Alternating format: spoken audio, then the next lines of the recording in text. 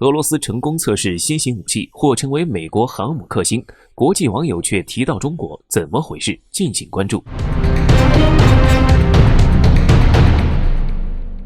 近日，俄罗斯再次测试了他们的高超音速武器。据环球网报道，俄罗斯首次对锆石高超音速巡航导弹系统进行了综合性测试。俄罗斯北方舰队戈尔什科夫海军元帅号护卫舰从白海成功试射了一枚锆石高超音速巡航导弹，这次是俄罗斯国防部首次向外界公布锆石导弹的发射画面。随后，俄罗斯军方总参谋长瓦列里·格拉西莫夫透露了关于锆石高超音速巡航导弹的多个关键数据。俄罗斯军方总参谋长瓦列里·格拉西莫夫称，锆石高超音速巡航导弹此次的飞行距离为450公里。飞行时间4.5分钟，它飞行的最高速度达到8马赫以上，最高高度达到28公里。目前，这是锆石高超音速巡航导弹在今年的第二次测试。第一次测试只测试了锆石高超音速巡航导弹的单个部件和组件，而这次测试锆石高超音速巡航导弹则使用了控制系统和制导头。使用了控制系统和制导头的锆石高超音速巡航导弹具备了最高的打击精度，它甚至可以命中微型目标。值得关注的是，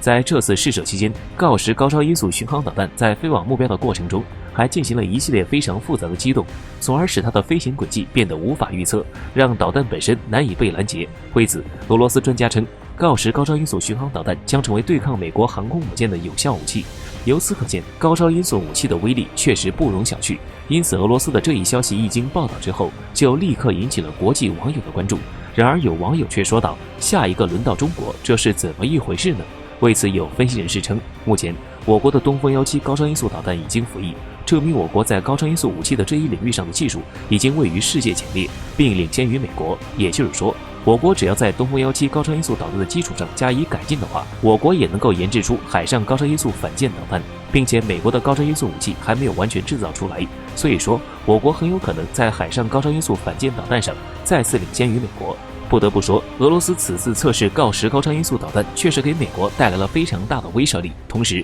我们也能看出美国的国防工业似乎大不如从前。所以说，我们要趁这个时候继续努力发展国防工业，争取在更多领域上超越美国。